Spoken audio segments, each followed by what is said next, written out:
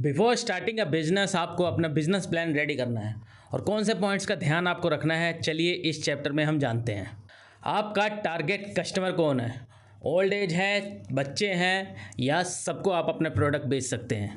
आपको प्राइस क्या रखना है? मेक श्योर करें कि आपकी बार्गेनिंग के बाद भी आपको अच्छा खासा फ़ायदा होना चाहिए। और ऐसी जगह पे शॉप ना स्टार्ट करें जहाँ पे लोगों को परचेसिंग पावर ठीक नहीं है। आपके बिजनेस कॉम्पिटिटर कौन है और वो कैसे काम कर रहे हैं?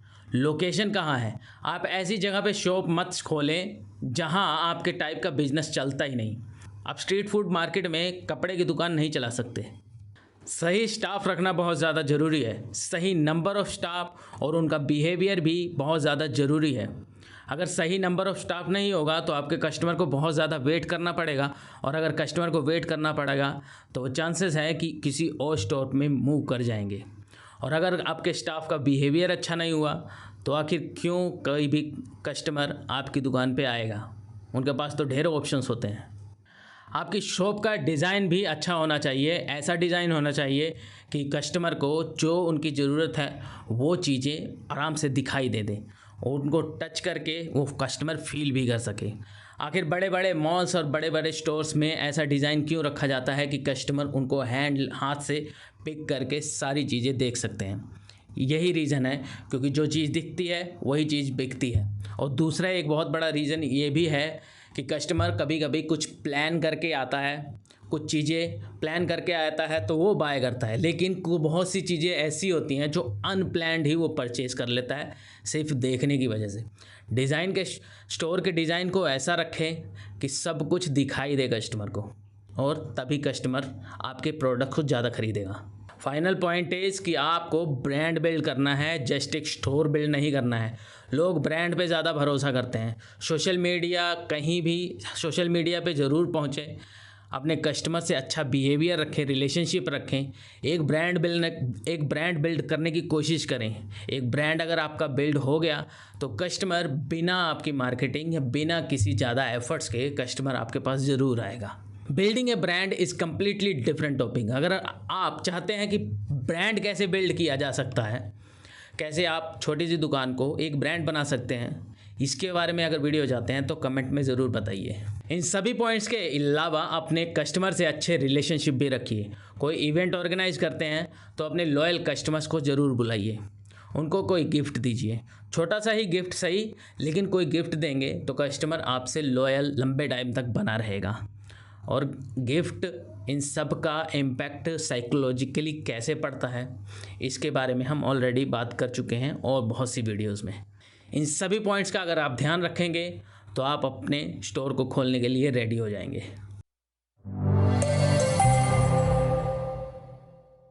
आपका बिजनेस कितना भी अच्छा चले, लेकिन अगर एक भी कानून टूटता है तो आपकी दुकान पे ताला लग जाएगा।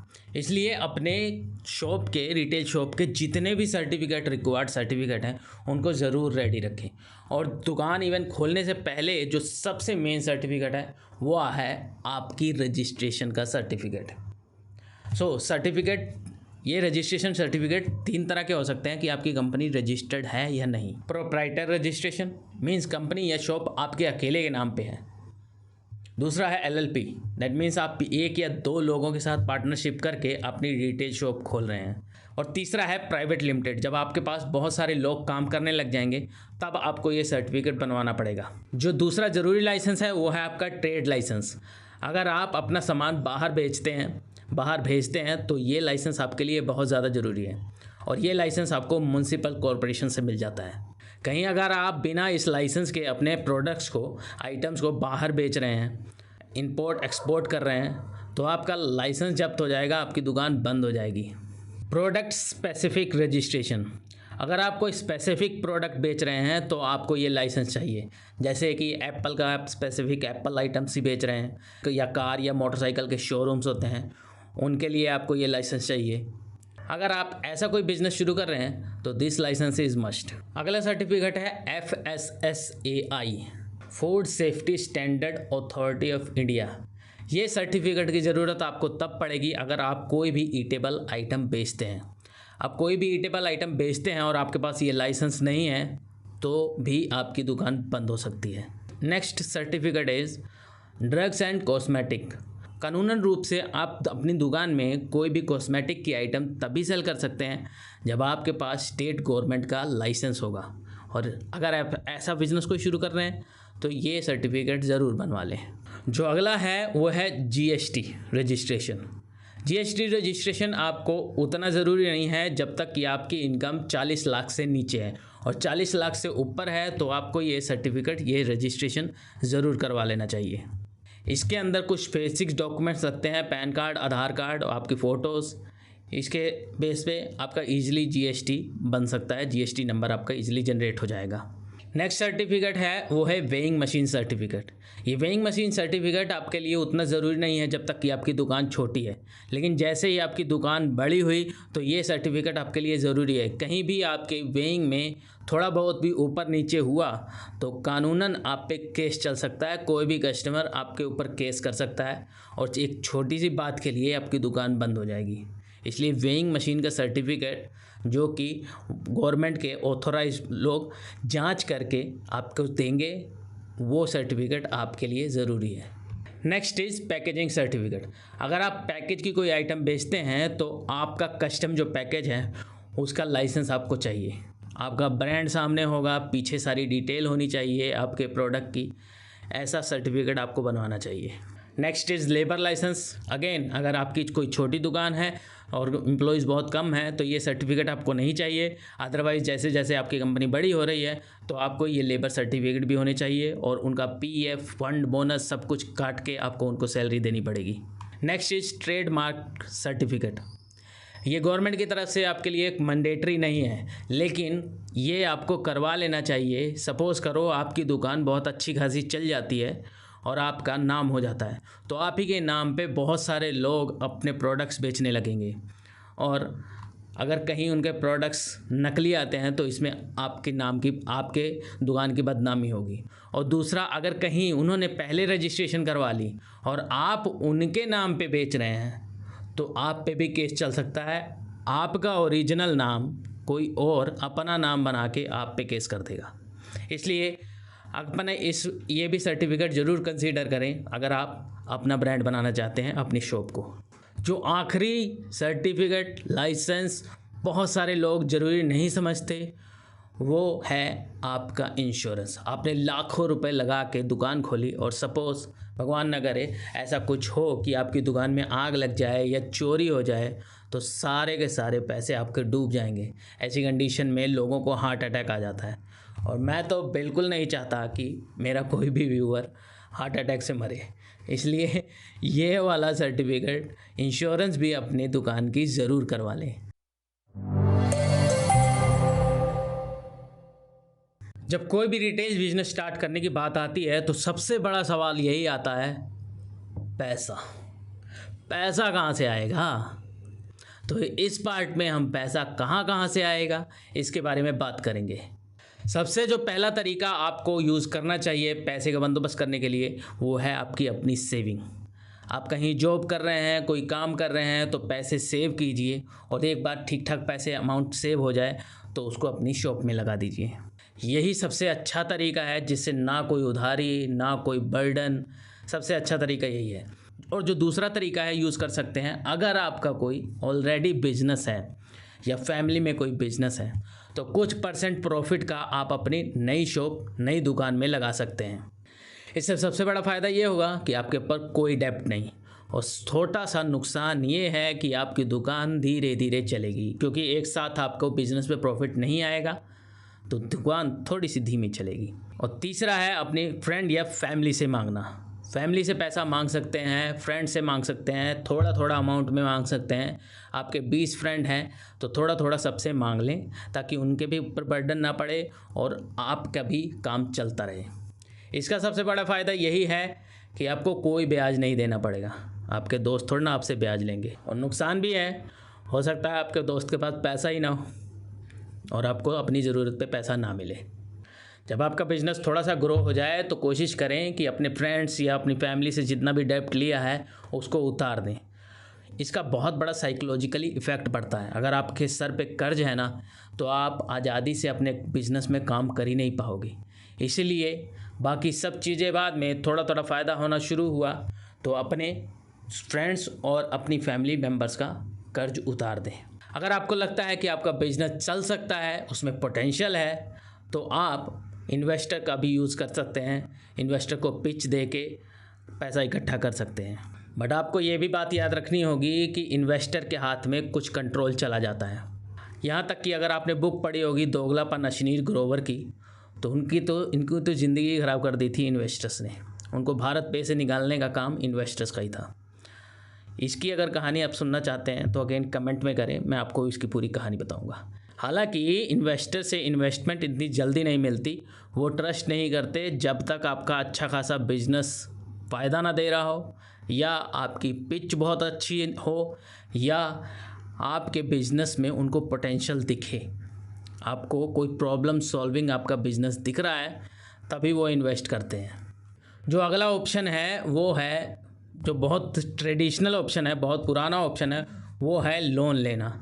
लोन आप ले सकते हैं, बैंक से कम रेट में आपको लोन प्रोवाइड करते हैं। इवन गवर्नमेंट भी इनको सपोर्ट करती है। गवर्नमेंट बहुत ज़्यादा बिजनेस को सपोर्ट करने के लिए उन्होंने बिजनेस लोन में बहुत कम ब्याज दर रखी है, तो आप ये भी ऑप्शन यूज़ कर सकते हैं। इसका नुकसान एक बहुत बड़ा होता है कि इकट्ठे ही सारा लोन मिल जाता है, जिसको शायद आप पूरी तरह से यूज़ ना कर पाओ, और आपके पास इतना सारा फंड आ जाए तो हो सकता है आप नाजायज़ कहीं और खर्चा कर दें।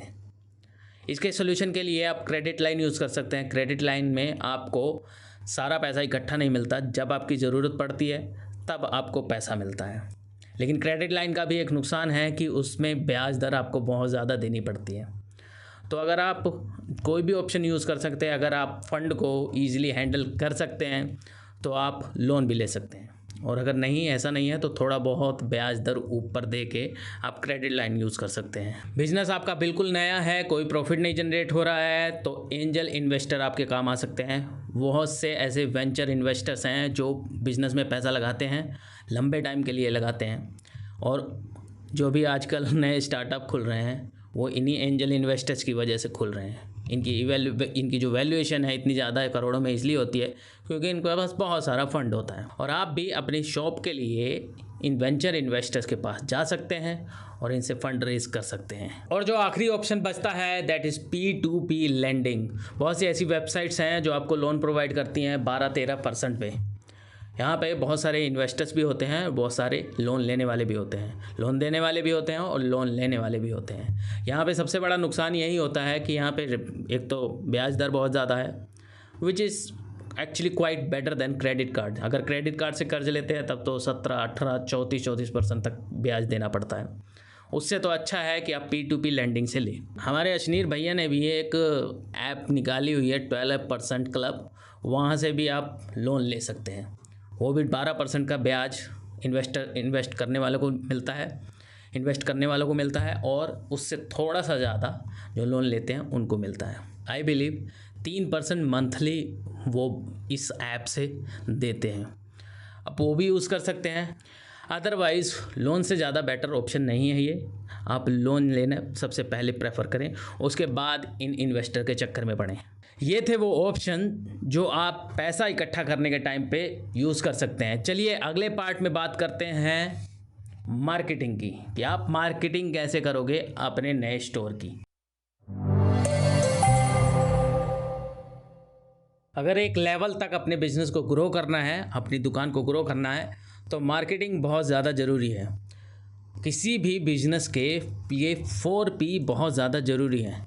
Those are product, price, place and promotion. Product, price और प्लेस के बारे में हम ऑलरेडी बात कर चुके हैं, जैसे कि प्रोडक्ट कौन सा सेलेक्ट करना है, कौन से सही प्राइस पे आपको सेलेक्ट करना है, और प्लेस बहुत ज़्यादा ज़रूरी होनी चाहिए कि आप दुकान अपनी कहाँ खोल रहे हैं। चलिए इस पार्ट पे हम बात करते हैं प्रमोशन की। और प्रमोशन करने के लिए सबसे ज़्यादा जो ज़रूरी चीज़ है वो है आपकी वेबसाइट। आपके बिज़नेस के लिए एक वेबसाइट होना ज़रूरी है।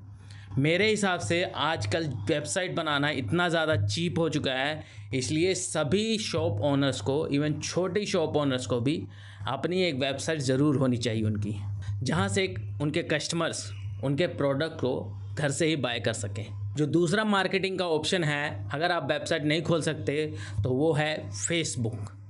फेसबुक पे ऑलमोस्ट हर तरह का इंसान आपको मिल जाएगा, ऑलमोस्ट हर तरह का कस्टमर आपको मिल जाएगा। तो फेसबुक की मार्केटिंग आप यूज़ कर सकते हैं अपने बिज़नेस को ग्रो करने के लिए।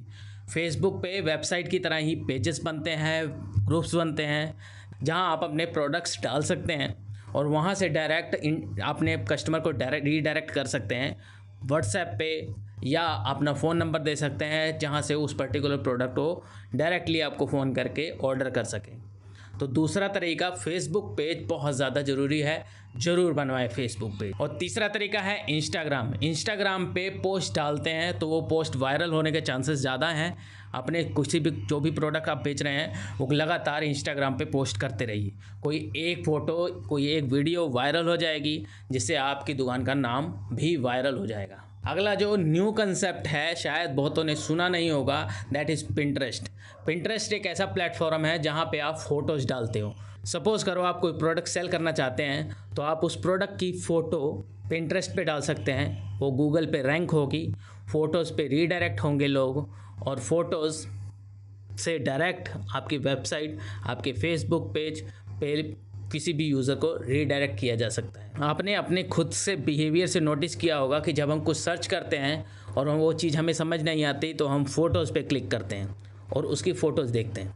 और पिंटरेस्ट अपनी सभी फ़ोटोज़ को डिपेंड करता है कि आपकी डिस्क्रिप्शन कैसी है, आपकी फ़ोटो का नाम क्या है, उसके अकॉर्डिंग वो फ़ोटोज़ को रैंक करता है गूगल पे। और गूगल पे अगर आपकी फ़ोटो रैंक कर गई तो आपकी दुकान चल गई। पहले ही बता दूं कि सोशल मीडिया प्लेटफॉर्म इतनी जल्दी ग्रो नहीं करते, इनको 6-7 महीने, साल भर लग ही जाता है। लेकिन एक बार जब ग्रो करते हैं तो आपकी चांदी ही चांदी, आपकी शोरूम, आपकी शॉप बहुत ज़्यादा ग्रो कर सकती है। कोई पता ही नहीं है कहाँ तक ग्रो कर जाएगी। इसलिए अगर आप बेसब्र इंसान हैं तो सोशल मीडिया पे आने की आपको ज़रूरत नहीं है, आप ऑफलाइन तरीके ही यूज़ करें मार्केटिंग के। यूट्यूब भी एक बहुत अच्छा प्लेटफॉर्म है जहां आप अपने प्रोडक्ट्स, अपनी दुकान के बारे में डिटेल वीडियो बना के अपलोड कर सकते हैं। वो यूट्यूब पे रैंक होगी, लोगों को अच्छा लगेगा तो वो आपकी शॉप पे आएंगे। ऑनलाइन मार्केटिंग में, सोशल मीडिया में थोड़ा सा टाइम लगता है और बहुत सी जगह पे खर्चा भी बहुत ज़्यादा होता है, जैसे गूगल एड्स, फेसबुक एड्स, इन सब की ऐड में बहुत ज़्यादा आपको खर्चा देना पड़ सकता है। तो दूसरा ऑप्शन आपके पास बचता है वो है ऑफलाइन मार्केटिंग का। ऑफलाइन मार्केटिंग में आप किसी न्यूज़पेपर में अपनी दुकान की ऐड छपवा सकते हैं, टेम्पलेट बंटवा सकते हैं, बैनर बनवा सकते हैं, जगह जगह पे बैनर अपने प्लेस कर सकते हैं। इन सभी मार्केटिंग के बारे में ऑलरेडी सबको पता है कि ये मार्केटिंग होती है। लेकिन मार्केटिंग ज़रूरी है आपके लिए, ये ही इस चैप्टर का मकसद है। आप ये मत सोचें कि आपकी शॉप है, शॉप खोल लेंगे तो कस्टमर ज़रूर आएंगे। ऐसा नहीं होता। कस्टमर के पास ढेरों ऑप्शंस होती हैं, आपके पास ही कस्टमर आए ये ज़रूरी नहीं है।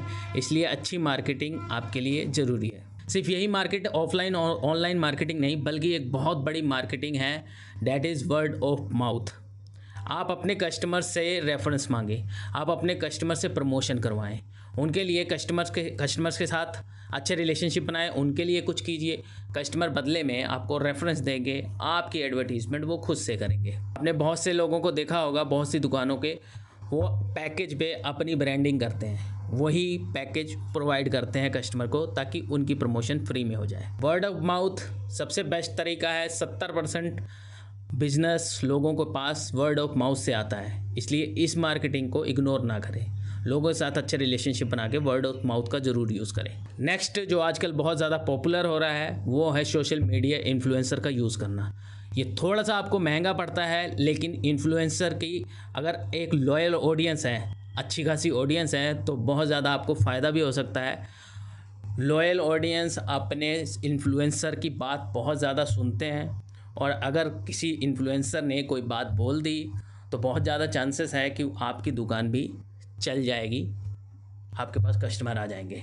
मार्केटिंग के तरीके तो बहुत ज़्यादा हैं, आप अपने बजट और अपनी ज़रूरत के अकॉर्डिंग कोई भी मार्केटिंग सेलेक्ट कर सकते हैं और अपने बिजनेस को ग्रो कर सकते हैं।